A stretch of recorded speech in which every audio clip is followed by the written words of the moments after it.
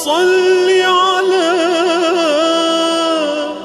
अली इब्न मूसा result Murtaza.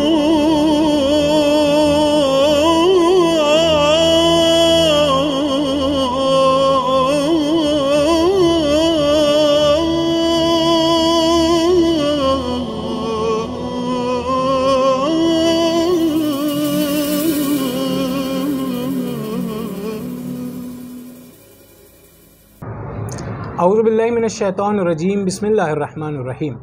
अल्लाहुम्मा सल्लि अला अली इब्न मूसा result Murtaza अल इमाम तक़िय्यिन नक़ी व हुज्जतिका अला मन फ़ौक़ल अर्ज़ि व मन तहतस सरा अस्सिद्दीक़ शहीद सलातन कसीरतन ताम्मतन ज़ाकियतन मुतवासिलतन मुतवातिरतन मुतरादिफ़ा का अफ़ज़ल मा सल्लैता अला अहदिन मिन औलियाइक। तमाम तारीफ़ें उस खुदाए बरतर व बाला के लिए जिसने खाक से इंसान का वजूद बनाकर उसे इल्म जैसी अजीम नेमत से नवाजा। तमाम तारीफ़ें उस खुदाए अजीम के लिए कि जिसने अदम को चादर हस्ती उड़ाकर उसको वजूद की नेमत से माला माल किया। तमाम तारीफ़ें उस खुदाए रहीम के लिए कि जिसने बरान रहमत के ज़रिए ज़मीन वालों को अपनी रहमत से खुश व खुर्रम किया।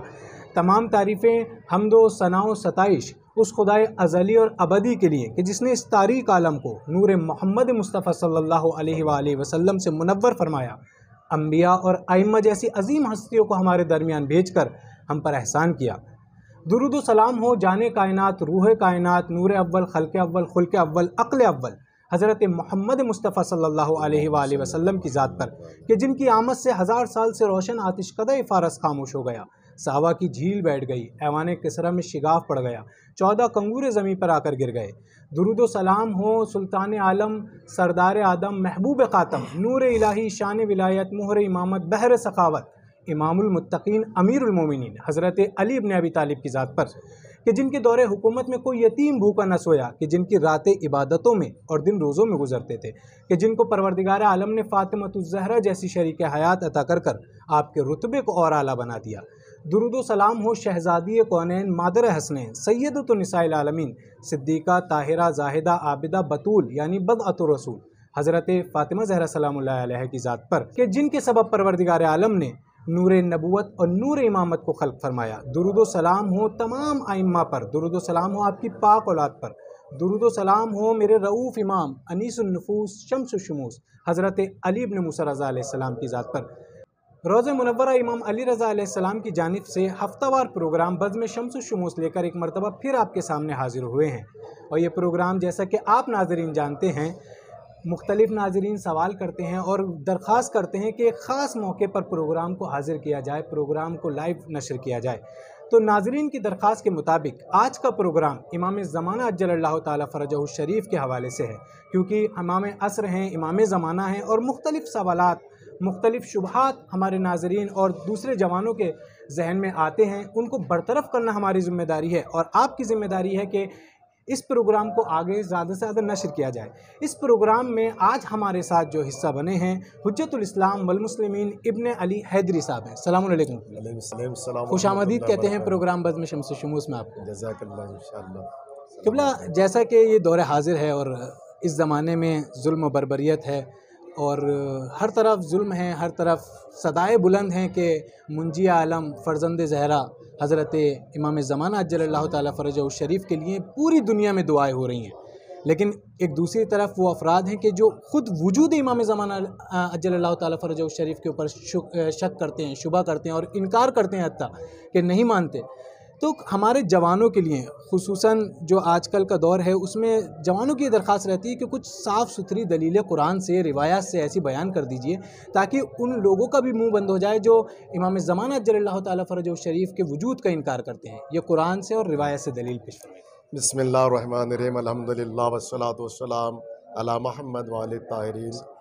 सबसे पहले हम नाज़रीन की खिदमत में अर्ज़ करेंगे कि अल्लाह ने हिदायत की ज़िम्मेदारी को अपने ऊपर लिया और कोई ज़माना, कोई पीरियड, कोई वक्त हादी और रहनुमा से खाली नहीं रहा।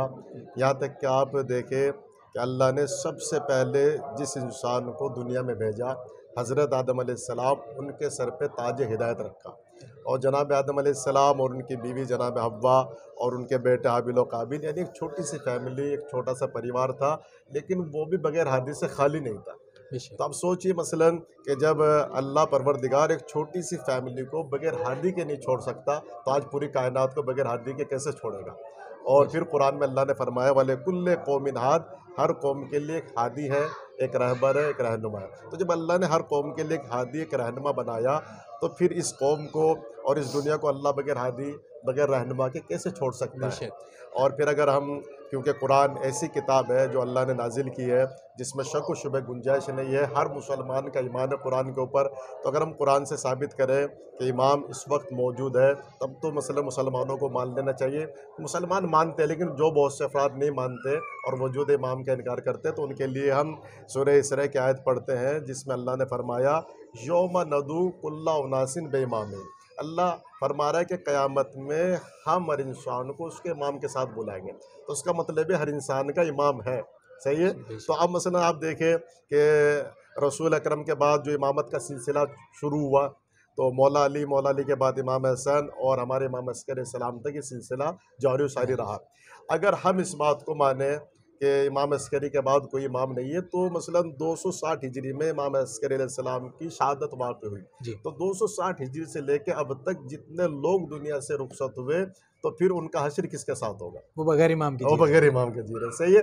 और फिर एक हदीस इसी आयत से मुर्तबित है, जिसको अहले सुन्नत की किताबों में भी मसलन पढ़ा जा सकता है, देखा जा सकता है, और जिसे कहा जाए फ़रक़ैन की किताबों में हदीस मौजूद है, मम माता वलम यारिफ इमाम ज़माने फ़क़त माता मैततन जाहिलिया। जो शख्स अपने वक्त के इमाम को ना पहचाने और मर जाए, वह जाहिलियत की मौत मरता है, कुफ्र की मौत मरता है। तो लिहाजा इस हदीस से पता चलता है हर ज़माने में एक इमाम का होना ज़रूरी है। और उम्मत का काम इमाम बनाना नहीं है, बल्कि बने बना को पहचानना है। सही है। तो लिहाजा इससे पता चल रहा है कि हर ज़माने में एक इमाम है। और जो लोग मसलन इस बात को मसलन कबूल नहीं करते, नहीं मानते, इमाम के वजूद के मुनकिर है, तो उनसे ये भी पूछना चाहते हैं कि सूरह क़द्र में अल्लाह ने फरमाया तनज़्ज़लुल मलाइकतु वर्रूहु फ़ीहा, फरिश्ते जो है शब क़द्र में नाजिल होते हैं। अच्छा, तनज़्ज़ुल फ़ेल मुज़ारे है और मुज़ारे इस्तिमरार के ऊपर दलालत करता है। नाजिल होते हैं और होते रहेंगे। तो अगर मसलन ये आयत शब क़द्र सरकार दो आलम के ज़माने में आई, तो उस ज़माने में हुजूर के पास फरिश्ते अहकामात इलाही को लेकर आते थे, पूरे साल के अहकामात रसूल के ऊपर मसलन वो नाजिल होते थे। लेकिन एक सवाल ये कि रसूल के मसलन 11 हिजरी में सरकार दो आलम दुनिया से रुखसत हो गए, तो उस ज़माने से लेके आज तक फरिश्ते किस ज़ात के ऊपर नाजिल होते हैं? सारे मुसलमानों से मेरा एक सवाल है। ठीक है।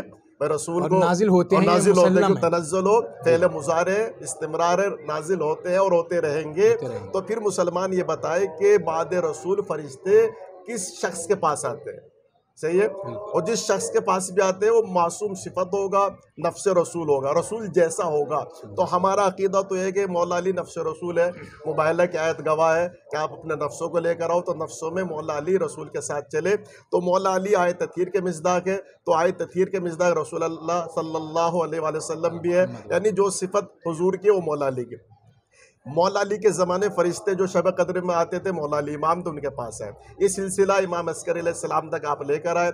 लेकिन जब इमाम अस्कर अलैहिस्सलाम दुनिया से चले गए, तो फिर आप ये बताएं, यानी वो मुसलमान मुझे बताए, वो लोग मुझे बताए जो वजूद इमाम ज़माने के मुनकिर है, इनकार करते हैं कि फरिश्ते, क्योंकि शब क़द्र हर साल आएगी माह रमज़ान में, तो जब हर साल आएगी तो फरिश्ते किसके पास आएंगे? अच्छा, एक सवाल ये है मुसलमानों से, और आपकी खिदमत में अर्ज़ करूँ कि इंसान इतना शरीफ तो नहीं है कि मसलन वो दावे ना करे बड़े बड़े।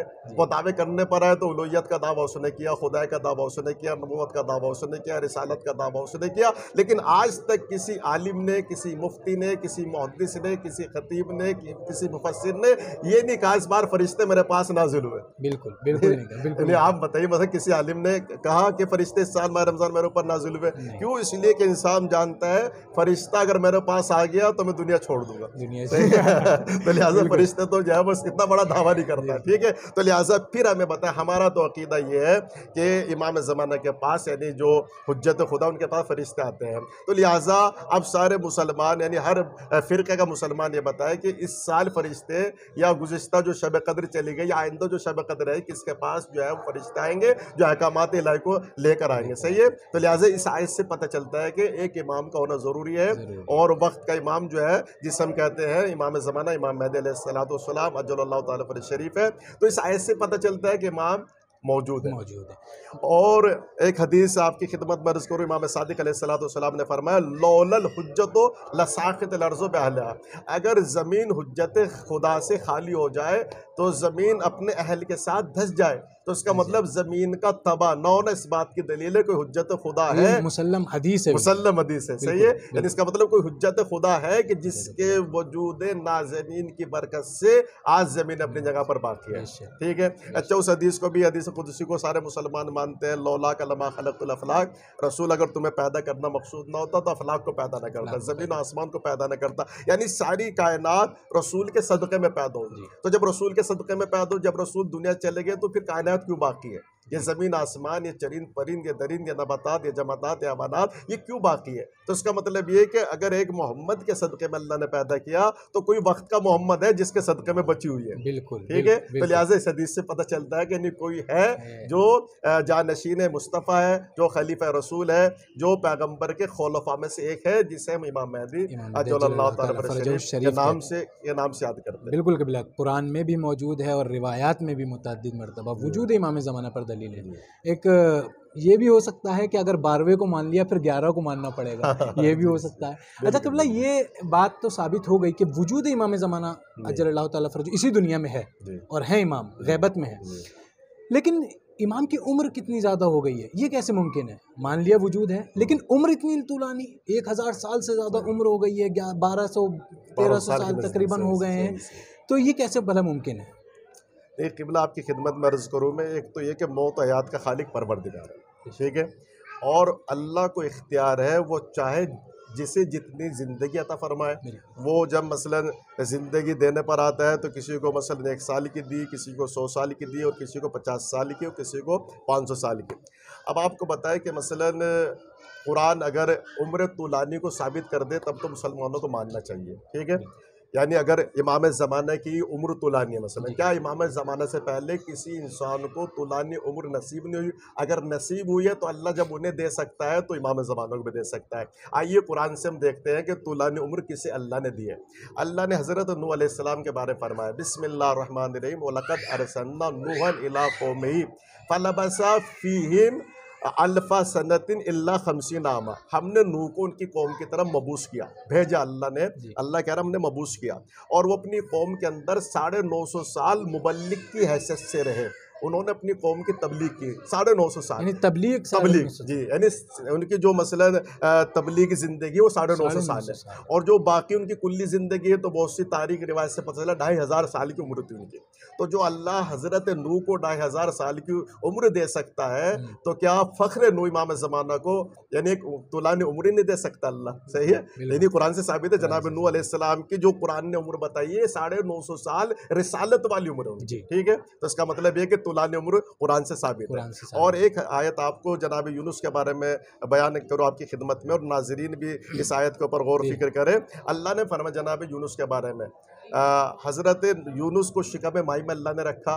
अल्लाह ने फरमाया फलौला इन्नहु काना मिनल मुसब्बिहीना ललबसा फ़ी बत्नी इला यौम युबसून। अगर हज़रत यूनुस पैगम्बर के बारे में अल्लाह फरमा रहा है, अगर ये शिकम माई में तस्बीह ना करते तो हम क़यामत तक शिकम माई में यूनुस को रखते। तो इसका मतलब जनाब यूनुस शिकम माई में ज़िंदा रहते, ठीक है। अच्छा, जनाब यूनुस रहते मछली भी रहती जिंदा। तो जो अल्लाह मछली और यूनुस को क़यामत तक ज़िंदगी अता कर सकता है तो क्या इमाम ज़माना को तुलानी हयात नहीं अता कर सकता? एक चीज़। अच्छा, आपकी खिदमत में एक आयत अर्ज़ करूँ कि जब जनाब खुद आदम को सजदा नहीं किया शैतान ने, और अल्लाह ने कहा फ़खरुज मिन्हा फ़इन्नका रजीम, निकल जा मेरी बारगाह तू रजीम है। काला रब्बे फंज़िरनी इला यौम युबसून। तो शैतान कहने लगा परवरदिगार मुझे क़यामत तक की मोहलत दे दे। काला फ़इन्नका मिनल मुनज़रीन इला यौमिल वक़्तिल मालूम। अल्लाह ने ये नहीं कहा कि हम तुम्हें मोहलत नहीं देंगे, अल्लाह ने कहा हमने तुम्हें मोहलत दी लेकिन वक्त मालूम तक की मोहलत, सही है। और वक्त मालूम इमाम सादिक अलैहिस्सलाम ने फरमाया वक्त मालूम से मुराद क़याम क़यामत सराया में, यानी जब इमाम का जोर होगा तब तक शैतान को हयात दी गई। तो जो अल्लाह शैतान जैसे काफिर को, शैतान जैसे शरकस को, शैतान जैसे बागी को एक तुलानी उम्र दे सकता है, तो अपने वली खास को जो अल्लाह क्या तुलानी उम्र नहीं दे सकता? बिल्कुल दे सकता है, बिल्कुल। तो ये कुरान से साबित, कुरान से साबित है। और अगर आप अकली लिहाज से भी देखें, क्या अकली भी कह सकती है कि इंसान इतने दिन तक जिंदा रह सकता है? एक ईसाई प्रोफेसर दानिश्वर था, वो कहने लगा कि अगर हजरत अली को ज़रबत ना लगती तो आज तक वो जिंदा रहते। तो किसी ने उनसे पूछा कि इसकी वजह क्या आज तक जिंदा रहते? क्या इसलिए कि जो इंसान जो भी खाता है उससे 4 चीज़ें बनती है, खून, सौदा, सफरा, बलगम, ये 4 चीज़ें बनती है। अखलात अरबा इन्हें बोलते हैं। इन्हीं की कमी और ज़्यादती से इंसान बीमार होता है। खून कम हो जाए तो बीमार होगा, सफरा कम ज़्यादा हो जाए तो बीमार होगा, बलगम ज़्यादा हो जाए तो बीमार होगा। और हज़रत अली अलैहिस्सलाम की गज़ा इतनी मुनासिब थी कि जितना जिसे बनना चाहिए तो उतना ही बनता था। तो लिहाजा यानी हज़रत अली अलैहिस्सलाम की गज़ा इतनी मोतदिल थी तो वो बीमार ही नहीं हो सकते। जब बीमार ना होते तो उन्हें मौत ना आती। तो मैं कहूँगा यानी ऐसे ईसाई प्रोफेसर से कि तुमने सिर्फ हमारा एक इमाम देखा, हमारे 12 के 12 ऐसे ही है। बिल्कुल सही है। हमारे जितने 11 इमाम थे वो अपनी तभी मौत दुनिया से रुखसत नहीं हुए, बल्कि किसी को जहर दिया और कोई मसलन तलवार के जरिए शहीद हुआ। 12वें को अल्लाह ने दुश्मनों के शर से बचाया तो आज तक जिंदा है। आज तक जिंदा है, बेशक जिंदा है, बेशक आज तक इमाम जिंदा है। क़िबला बेशक इमाम ज़माना का वजूद है। और जिसे कहते हैं कि इमाम, हमारे लिए जो एक सवाल पेश आता है वो ये है कि इमाम का वजूद है, इमाम की उम्र भी तुलानी है, लेकिन क्या इमाम ज़माना हमारी मदद करते हैं? हम बार बार इमाम से मदद मांगते हैं, बार बार अपने आइम्मा को पुकारते हैं, अपने आइम्मा से मुनाजात करते हैं, उनको मदद के लिए पुकारते हैं, तो क्या इमाम हमारी मदद करते हैं? ऐसा पॉसिबल है, मुमकिन है? जी, एक तो ये देखिए इमाम जो होता है ना नज़रों के सामने है, ना मुलाकात होती है। इमाम जो है वो अपने दौर का मुश्किल कुशा होता है, ठीक है। और इमाम की जो सिफतें हैं वो माँ बाप से ज़्यादा मेहरबान होता है, ठीक है। और एक अल्लाह की तरफ से अल्लाह का नुमाइंदा है, बादशाह है, और वो सुल्तान के हैसियत से है।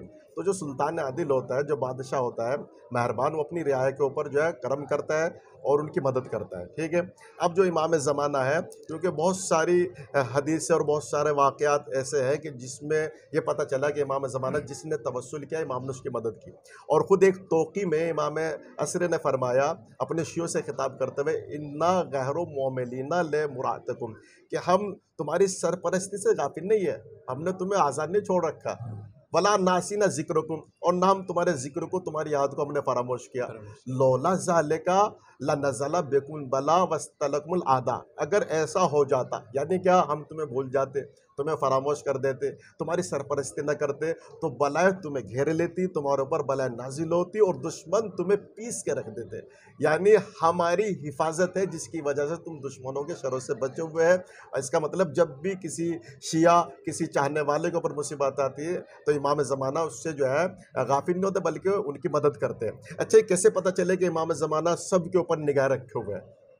इसका भी तो उसकी भी एक दलील होनी चाहिए। आइए, कुरान में अल्लाह ने फरमाया, कुल एमलू फसरल्लाहु अलैकुम व रसूलुहु वल मोमिनून, ए रसूल इनसे कह दो तुम अमल करो, जो दिल में चाहे तुम्हारा अमल करो। तुम्हारा अमल अल्लाह देख रहा है और उसका रसूल देख रहा है, और मोमिनीन तुम्हारे अमल को देख रहे हैं। यहाँ मोमिनीन से मुराद जो है आइम्मा अलैहिस्सलाम की ज़मात मुक़द्दसात है, क्योंकि इससे आप मोमिन मुराद लेंगे तो आप मोमिन को तो ये भी खबर नहीं कुम में क्या हो रहा है, पीछे क्या हो रहा है, हिंदुस्तान पाकिस्तान में क्या हो रहा है। तो इसका मतलब ये वो मोमिन उसी सिफत का है जिस सिफत के रसूल है। अच्छा, जैसे मसलन आयत आय विलायत में अल्लाह ने फरमाया, इन्नमा वलिकुमुल्लाहु व रसूलुहु वल्लज़ीना आमनुल्लज़ीना युक़ीमुनस्सलाता व यूतुनज़्ज़कात मुबराकिऊना, अल्लाह वाली, रसूल वाली, और जो हालत रुकू में ज़कात दे वो वली। तो विलायत 3 तरीके से, अल्लाह की, रसूल की, और जिसने हालत रुकू में ज़कात दी वो भी वली है। ऐसे ही यहाँ भी जो अमल देख रहा है अल्लाह देख रहा है, रसूल देख रहा है, और मोमिनीन, मोमिनीन यानी आइम्मा अलैहिमुस्सलाम। तो इसका मतलब आइम्मा अलैहिमुस्सलाम भी हमारे आमाल से बाखबर है। इसकी दलील आपकी खिदमत में अर्ज़ करूँ कि जब इमाम रज़ा अलैहिस्सलाम जिनकी बारगाह में हम लोग बैठे हुए हैं, जब वो सर ज़मीन खुरासान पर आए तो देखा कि जनाजा जा रहा था वहाँ से। तो इमाम अलैहिस्सलाम अपनी सवारी से उतरे और इमाम ने जनाज़े को कांधा दिया, और इमाम जब वो कब्र के पास लाया गया तो उसके सीने पर हाथ रखा और कहा, फ़ला इब्ने फ़ला, मैं तुझे जन्नत की बशारत देता हूँ। तो मौला के साथ एक शख्स था, उसने कहने लगा, फ़र्ज़ंद रसूल जो शख्स था इमाम के साथ, कहने लगा, आप कभी सरज़मीन पे नहीं आए, आपको इसका नाम कैसे पता चला है फ़ला इब्ने फ़ला, मैं तुम्हें जन्नत की बशारत देता हूँ। मौला ने फरमाया, हमारे जितने भी शिया है उनके आमाल रोज़ हमारी खिदमत में पहुँचते हैं, फरिश्ते लेकर आते हैं। हम अपने शियों के अमाल से बाखबर है, उनके नाम से बाखबर है, सही है। अगर उनके अमाल अच्छे होते हैं तो हम अल्लाह का शुक्र अदा करते हैं, परवरदिगार तूने हमारे शियों को ऐसी तौफीक दी। अगर अमाल कमज़ोर होते हैं तो हम दुआ करते हैं परवरदिगार इनकी मग़फ़रत फरमा। तो इसका मतलब इमाम हमारा अमाल से बाखबर है। और एक वाक़या खिदमत में अर्ज़ करूँ, शेख मुफीद रहमतुल्लाह अलैह, उनके ज़माने में एक औरत हामिला जो दुनिया से रुखसत हो गई, तो लोगों ने मसला मालूम किया कि बच्चा ज़िंदा था शिकम मादर में, बच्चे को निकाला जाए या माँ के साथ दफन कर दिया जाए। शेख मुफीद रहमतुल्लाह अलैह ने फतवा दिया बच्चे को माँ के साथ दफन कर दिया। बच्चा जब फतवा दिया, कुछ साल के बाद वही बच्चा शेख मुफीद के पास आया खेलता हुआ, कि आप कौन हो बेटा? कहा मैं वही बच्चा हूँ कि जिसके दफन का आपने हुक्म दिया था, फिर आपने दूसरा फतवा भेजा नहीं, बच्चे को निकाल। अब शेख मुफीद रहमतुल्लाह अलैह हैरान और शजदर, मैंने तो फतवा दिया ही नहीं जी है। तो इसका मतलब ज़रूर इमाम ज़माना ने मदद फरमाई है। और अगर इमाम ज़माना मदद न फरमाते तो मेरे हाथ से एक नाजायज़ ये काम हो जाता और एक ज़िंदा बच्चा कब्र में पहुंच जाता। तो लिहाजा आज के बाद मैं फतवा नहीं दूंगा। उन्होंने तय कर लिया। इमाम असर बक़ियतुल्लाह आज़म खाम में का शेख, क्या इरादा किया तुमने? का मौला मैं आज का फतवा नहीं दूंगा। कहा क्यों नहीं फतवा दोगे? कहा मौला अगर वो बच्चा अपनी माँ के साथ दफन हो जाता तो इसका उसके बाद इरादा क्या आज के बाद में फतवा नहीं दूंगा। कहा क्यों? क्या इसलिए बच्चा अगर दफन हो जाता माँ के साथ, इसका गुनाह मेरे सर आता और ये मुझसे नहीं बहुत बड़ा मेरे हाथ से गुनाह सरजद हो जाता। इमाम ने मुस्कुरा कर कहा शेख अगर गलती करोगे संभालने वाले हम हैं, यानी फतवा देना तुम्हारा काम है, संभालना हमारा काम है। ठीक है, तो इससे पता चला कि इमाम अपने शियों के अमाल से बाखबर है और मदद कर रहे हैं, सही है। और वो बहरान का जो वाक़या मशहूर हुआ था अनार का, उसको तफसीली अर्ज करना मकसद नहीं है। तो उसमें जो एक सांचा बनाया उसमें खुलफा राशिदीन का नाम लिखे गए। बादशाह ने कहा कि इसका जवाब लेकर आओ, और जो शिया उलमा थे उन्होंने दरबार में 3 दिन की मोहलत मांगे, मैं 3 दिन की मोहलत दीजिए, हम इसका जवाब लेकर आएंगे। बादशाह ने कहा था या अपना मजहब बदल देना या मैं तुम्हें जिंदान में डाल दूंगा या कत्ल कर दूंगा। 3 दिन तक उन्होंने मखसूस मोमिनीन को चुना कि जाके इमाम ज़माना को पुकारो। ठीक है, अब ये लोग 2-3 लोग इमाम ज़माना से फरियाद कर दो मौला मदद फरमाए, मौला मदद फरमाए, सहरा में चले गए मौला मदद फरमाए। तीसरे दिन जब ना उम्मीद हो गए कि अब हमें कत्ल होना या मजहब छोड़ना या जेल में जाना है, जिंदान में जाना है, तो जब इनकी उम्मीदें टूटने लगी, कायनात की उम्मीद बनकर इमाम ज़माना तशरीफ़ लाए और कहने लगे कहाँ जा रहे हो? क्या जवाब नहीं लोगे? क्या जवाब तो चाहिए हमें। का वो वज़ीर के घर में एक संदूक है, उसमें सांचे हैं, उसने अनार के ऊपर वो सांचे उसने फिट किए थे, जिसकी वजह से वो नाम उभर कर आ गए। बादशाह को संदूक जाके दिखा दो। आप कौन? का मैं इमाम ज़माना, इमाम महदी हूँ। का मौला में हम 3 दिन से आपको पुकार रहे थे और आप नहीं आए। आज आखिरी दिन, वो भी जब सूरज डूबने वाला था, हमारी उम्मीदें टूटने वाली थी, आप आखिरी वक्त आए। इमाम ने कहा तुम्हारा ईमान कमज़ोर था, तुम्हारा ईमान अगर कभी होता तुम बादशाह के दरबार में बुलाते, हमें चले आते। सुभान अल्लाह। यानी इमाम इतना आमादा है हमें वक्त मदद करने के लिए कि पुकारो और इमाम हाजिर है। बस ये कि ईमान और इरफान कभी होना चाहिए इंसान। अच्छा कि बोले ये सही इमाम हमारी मदद करते हैं, और खैर इमाम को मदद करना भी चाहिए, वो ज़माने के इमाम है, तमाम मुश्किलात को दुनिया की हल किए हुए हैं। हम इमाम की मदद कैसे कर सकते हैं? हमें क्या करना चाहिए? हमारे अंदर कौन सी सिफात होनी चाहिए? खुसूसन आजकल ये पूछते रहते हैं ना, उलमा फरमाते रहे कि इमाम ज़माना की मदद कीजिए, इमाम ज़माना के काम आइए। तो हम क्या करें कि हमारे अंदर वो सिफ़ात आएँ, और वो कौन सी सिफ़ात है कि इमाम की मदद जिससे कर सके? आपने बहुत ही एक उम्दा सवाल किया और इसका जवाब भी अभी मेरे जहन में आया। मौला हुसैन का एक जुमला कि इमाम ने जो करबला में फरमाया हल मिन नासिर यंसुरुना, ठीक है, यानी वो वक्त के इमाम थे इमाम हुसैन। क्या फरमा रहे थे? है कोई जो मेरी मदद करे। तो अब ये मदद किस एतबार से है, यानी जो आपने सवाल किया कि हम इमाम ज़माना है कि क्या मदद कर सकते हैं, और मदद कर सकते हैं तो किस एतबार से उनकी हम मदद कर सकते हैं। ठीक है, तो पहले तो हमें इस जुमले पे सोचना होगा कि इमाम हुसैन ने जो ये फरमाया हल मिन नासिर यंसुरुना, कौन है जो मेरी मदद करे? है कोई मददगार जो मेरी मदद करे? तो आया इमाम हुसैन अलैहिस्सलाम क्या हमसे तलवारों के ज़रिए मदद मांग रहे थे, नेज़ों के ज़रिए मदद मांग रहे थे, ताकत के ज़रिए मदद मांग रहे थे? इमाम हुसैन अलैहिस्सलाम ने ताकत इकट्ठा नहीं की बल्कि ताकत को मुंतशिर किया। सही है, मोहम्मद नफिया को मदीने में रखा, जनाब मुस्लिम को पहले कूफे भेज दिया, मौला अब्बास जैसी ताकत थी उनको इजाज़त नहीं दी। ठीक है, तो इमाम हुसैन का मकसद ये नहीं कि तलवार लेकर हमारी मदद करो, और हम, क्योंकि अगर उन्हें जंग करना मकसद होता तो लश्कर इमाम हुसैन इकट्ठा करते। तो यहाँ जो इमाम की जो मदद है हमारी, है कोई मदद करे, यानी मकसद हुसैन की मदद करे। मकसद हुसैन क्या है? मकसद हुसैन ये शरीयत मुस्तफ़ा क़यामत तक बाकी रहे, कुरान पे अमल होता रहे, अम्र बिल मारूफ रहे, नई अनिल मुनकर रहे, नमाजें बाकी रहे, रोजे बाकी रहे, इबादत बाकी रहे, मुहर्रमात से दूर रहे। यही मदद इमाम ज़माना की, यानी इमाम ज़माना की, क्योंकि जो इमाम ज़माना के लश्कर के सिपाही होंगे वो ऐसे आम लोग नहीं होंगे, यानी वो ऐसे होंगे जो ईमान की बुलंद मंजिल पर फाइज होंगे, जिनकी नमाज शब तक कज़ा नहीं होगी, जिनके वाजिबात अदा होंगे, मुहर्रमात से दूर होंगे। तो जितना जितना इंसान के अंदर ज़ुहद व वरा, तकवा, ईमान, अमल साले, सच्चाई, सदाकत ये पैदा होगी, मुहर्रमात से दूर होगा, समझ लीजिए इमाम ज़माने की मदद हो रही है। क्योंकि इमाम अलैहिस्सलाम जो मतलब जोर फरमाएंगे वो क्या करेंगे, ऐसा नहीं मसलन जो बहुत सौ का ज़हन है कि इमाम आएंगे फ़ौरन तलवार चलाना शुरू कर देंगे, ऐसा नहीं है। इमाम का जब जोर होगा इंशाअल्लाह, खुदा करे जल्दी जोर हो जाए, तो इमाम अपने जद का दीन पेश करेंगे, सही है, और जो सीरत पैगंबर है उसी पर अमल करेंगे, ठीक है। यहाँ तक कि इमाम का नाम पैगंबर के नाम पर मोहम्मद है, इमाम की कुन्यत पैगंबर के नाम पे अबुल कासिम कुन्यत है, ठीक है। तो उसी अंदाज से पेश करेंगे दीन इलाही को, दीन पैगंबर को, दीन इस्लाम को, लोगों को पहले दावत देंगे। हाँ, जो लोग इनकार करेंगे मौला की दावत का, मौला के खिलाफ लश्कर कशी करेंगे, जैसे सुफियानी लश्कर लेकर आएगा, सही दज्जाल वगैरह होंगे, तो फिर इमाम, क्योंकि इस्लाम में दिफा है, जिस तरीके से इमाम हुसैन ने दिफा वाले हमले किए, ऐसे मौला जो ये बिल्कुल तस्वुर अलग है कि इमाम आएंगे तो एकदम तलवार चलाना शुरू कर देंगे। इमाम मेहरबान इमाम है, इमाम रऊफ है, इमाम रऊफ इमाम है। जी। अब देखिए मौला अली अलैहिस्सलाम ने जंग जमल से लेके सिफ़ीन और नहरवान इक़दाम नहीं किया जी। पहले जंग जमल में तीर चला, और जब तीर चला तो फिर उसका जवाब दिया गया। जंग सिफ़ीन में पहले वार नहीं किया इमाम ने, सही है। जितनी भी जंगें हैं, यहाँ तक कि रसूल ने बद्र से लेके ओहद और खंदक खैबर, आप देखिए बद्र में कुफ्फारे मक्का लश्कर लेकर आए हैं कत्ल करने के लिए मुसलमानों को, लिहाजा जान का बचाना वाजिब है, दिफाई हमला हुआ। ओहद में जो है कुफ्फार मक्के से आए हैं तो रसूल ने दिफाई हमला किया। सुलह इमाम हसन है, खुद सुलह हुदैबिया पैगंबर की सुलह है। यानी हमारे आइम्मा अंबिया का किरदार ये रहा है कि जितना जंग से बच सकते हैं उतना बचा जाए, लेकिन जब मौका दिफा का आ जाए तो दिफा खुद एक वाजिब काम है उसको। क़िबला हमारे पास वक्त बहुत महदूद है, और मैं एक आखिरी और छोटा सा सवाल आपसे ये करना चाहता हूँ कि ये ज़माना गैबत है, इसमें इमाम से मुलाकात नहीं कर सकते, इसमें इमाम का दीदार नहीं हो सकता, लेकिन कुछ ऐसी दुआएं हैं जो खुद इमाम ज़माना से तवस्सुल कर सकें, हम उनको पढ़ सकें, उनको याद कर सकें, इमाम को अपने पास जिसे कहते हैं रूहानी और मानवी तरीके से अपने साथ शामिल कर सकें।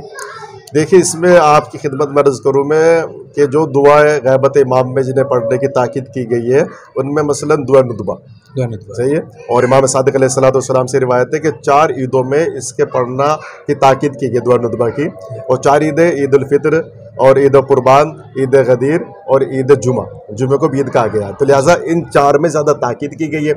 अब नुतबा के मायने क्या, गिरिया है, रोना, नुतबा करना, यानी इसका मतलब मोहिब जो है अपने इमाम की याद में गिरिया कर रहा है। अब उसके जुमले अगर आप देखें दुआ नुतबा के, अजीज़ुल अलैया अल खल्का वला तुरा, ए मौला मेरे लिए कितना सख्त मरला है, इन आँखों से मैं दुनिया को देखता हूँ लेकिन जिसके सदक़े में दुनिया बनी उसकी ज़ियारत से महरूम हूँ, सही है, यानी एक तड़प है। मता तराना नरा का, मौला वो वक्त कब आएगा जब आप मुझे देखें और मैं आपको देखूँ, ठीक है। नुतबा यानी इसका तवस्सुल हो रहा है, इमाम ज़मानों को याद किया जा रहा है। आइना मौज़ुल औलिया मौज़ुल आदा, कहाँ है वो जो अपने दोस्तों को इज्जत देने वाला है और दुश्मनों को ज़लील ख़ार करने वाला है। आइना बक़ियतुल्लाह, अल्लाह का बकिया कहाँ है, ठीक है। इसी में मोहम्मद मुस्तफ़ा का बेटा कहाँ है, अली मुर्तज़ा का लाल कहाँ है, बीबी ज़हरा का बेटा कहाँ है, खदीजतुल गर्रा का बेटा कहाँ है, यानी इमाम से क्या तवस्सुल किया जा रहा है, सही है। और फिर आइना तालिब बेदमिल मक़तूल बकरबला, कहाँ है खून हुसैन का इंतकाब लेने वाला। तो ये दुआ नुतबा के, क्योंकि टाइम कम है, सारे जुमलों पर रोशनी नहीं डाली जा सकती, ये दुआ नुतबा से एक तवस्सुल और एक अकीदत जो है वो नजर आ रही है कि मसलन हम में और इमाम ज़माना के अंदर एक कैसा राब्ता है और कैसी मसलन एक कैसे इर्तबात होना चाहिए। ऐसे ही दुआए अहद को पढ़ना चाहिए।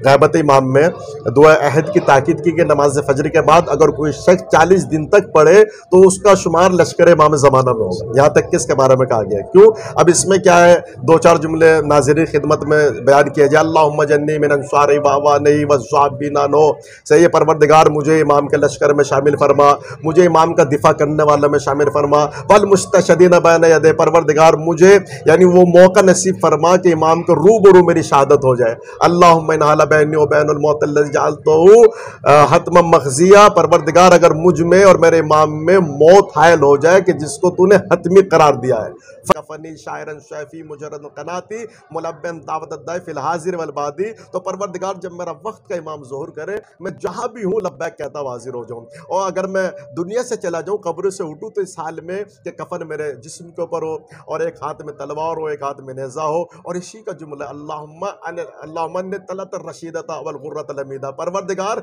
चमकते हुए चेहरे की ज़ारत नसीब फरमा। तो लिहाजा जब बंदा दुआ करेगा, परवरदिगार मुझे चमकते हुए चेहरे की, नूरानी चेहरे की ज़ारत नसीब फरमा, 40 सुबह अगर दुआ करेगा तो अल्लाह क्या दुआ कबूल नहीं करेगा। और ये बेहतरीन एक रब्त है इमाम के दरमियान और हमारे दरमियान, इस तरह की दुआ पढ़े, खासकर ज़ारत आले यासीन पढ़े, सलामुन अला आले यासीन पे सलाम हो। तो लिहाजा इसके अंदर भी जो इमाम ज़माना के ऊपर सलाम किया गया है, ज़ारत आले सलाम हो इमाम के ऊपर, ही ना तक़ूम व ना तक़दो, जब इमाम बैठे तो सलाम, जब इमाम उठे तो सलाम, ही ना तरको व तसजुदो, जब इमाम रुकू करे तो सलाम, जब सजदा करे तो सलाम, ही ना तुसल्ली व तक़नतो, जब नमाज पढ़े तो सलाम, जब कुनूत पढ़े सलाम, ही ना तहल्लुल व तुकब्बिरो, जब तहलील कहे तो सलाम, जब तकबीर कहे तो सलाम, ही ना तहमदो व तस्तगफिरो, जब इमाम जो है हमद करे इस्तगफार करे तब सलाम, ही ना तुस्बिहो तुमसी, जब इमाम सुबह करे तो सलाम, जब इमाम शाम करे तो सलाम। तो मसलन इस तरीके से क्या इमाम के ऊपर सलाम भेजे जा रहे हैं ज़ारत आले यासीन में। तो लिहाजा हम इतने सलाम करेंगे तो इंशाअल्लाह एक सलाम का इमाम ने अगर जवाब दे दिया तो हमारी दुनिया और आखिरत भी कामयाब हो जाएगी। और ख़ासकर इस दौर गैबत में हम अपने इमाम को हदिया पेश करें। हदिया क्या पेश करें? एक अहम जो हदिया है हमारे पास, वो सलवात का दिया, यानी मौला के लिए सलवात पढ़ के अदा करें, मौला ये सलवात का नजराना है कबूल फरमाएं, इमाम ज़माना का सदका निकालें, क्योंकि अगर हम सदका निकालेंगे, मौला की सलामती की दुआ करेंगे, तो इमाम भी तो हल जज़ाउल एहसान इल्लल एहसान चाहिए, दुआ फ़रज पढ़े, इलाही अज़मुल बला अल्लाहुम्मा कुल्ल वलीकल हुज्जत बिन हसन, दुआ समाअत पढ़े कि जो जुमे के दिन आखिरी साआत आखिरी वक्त में पढ़ने की ताकीद की गई जब सूरज डूबता हुआ हो, क्योंकि जो दुआ समाअत पढ़ेगा तो इमाम ज़माना उसकी शफात करेंगे। तो ऐसी दुआ को हमें पढ़ना चाहिए ताकि हमें इमाम से करीब करें और इमाम की मार्फत हमारे अंदर और ज़्यादा पैदा हो और इमाम और हमारे दरमियान एक राब्ता कभी पैदा हो सके। और बिल्कुल कबीला राब्ता होना चाहिए इमाम के दरमियान, क्योंकि हमारे ज़माने के इमाम हैं। जिस तरह से हम इमाम अली अलैहिस्सलाम से तवस्सुल करते हैं, इमाम रज़ा अलैहिस्सलाम से, अपने ज़माने के इमाम को गरीब न छोड़ें, अपने ज़माने के इमाम से रब्त रखें और बाकायदा हर लम्हा बलम्हा इमाम को याद करें। और जैसा कि आपने फरमाया ज़्यादा से ज़्यादा सलावात पढ़ें इमाम के ज़ुहूर के लिए, जो कि बहुत ताकीद की गई है, जिसके बारे में नहायत मुफीद गुफ्तगू थी और हमारे नाज़रीन ने इस्तिफ़ादा किया होगा। हरम इमाम रज़ा अलैहिस्सलाम में मौजूद हैं और दुआ करते हैं कि परवरदिगार आलम हमारे ज़माने के इमाम का ज़ुहूर जल्द से जल्द फरमा। और नाज़रीन से भी मेरी दरख्वास्त है कि लम्हा ब लम्हा अपने ज़माने के इमाम को याद करें, सलावात ज़्यादा से ज़्यादा ज़ुहूर के लिए इमाम के पढ़ें और खुदा से इल्तिजा करें, रोएं, गिड़गिड़ाएँ कि इमाम ज़माना फ़र्जंद ज़हरा हज़रत इमाम मेहदी अज्जलल्लाहु ताला फ़रजहु शरीफ का ज़हूर जल्द से जल्द हो जाए। बस इसी के साथ मैं क़िबला से दरख्वास्त करूँगा, क़िबला कि आप दुआ करा दीजिए ताकि हमारे नाज़रीन दरख्वास्त करते हैं, मरीज़ हैं, आने तड़पते हैं इमाम की बारगाह में आने के लिए। हम लोग तो यहाँ पर मौजूद हैं, बहरहाल कि हम नाइब ज़ियारा रहते हैं अपने नाज़रीन की तरफ से और तमाम मुहिब्बान अहले बैत अलैहिमुस्सलाम की तरफ से। आप दुआ करा दीजिए और जो मरीज़ हैं उनकी शिफायाबी के लिए। इलाही बहक़ ज़हरा बिहा वालिहा बनिया, परवरदिगारा तुझे वास्ता अहले बैत अलैहिमुस्सलाम की अज़मत का, इस इमाम रूफ़ इस नूरानी बारगाह का वास्ता, मेरे अल्लाह जितने मोमिनीन मोमिनात बीमार सभी को शिफा कामिला आजिला इनायत फरमा। मेरे अल्लाह जो मक़रूज़ कर्ज़ को अदा फरमा। परवरदिगारा इमाम रज़ा अलैहिस्सलाम के सदक़े से जो मोमिनीन बे औलाद है उन्हें औलाद फ़र्ज़ंद सालिह अता फरमा, जो मक़रूज़ कर्ज़ को अदा फरमा।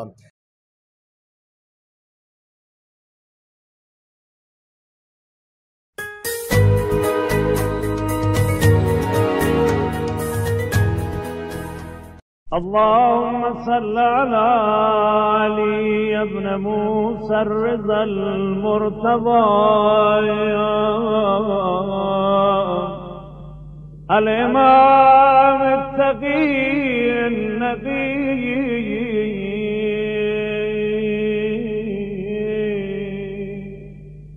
व हुज्जतक अला मन फ़ौक़ल अर्ज़ वमन तहत सराया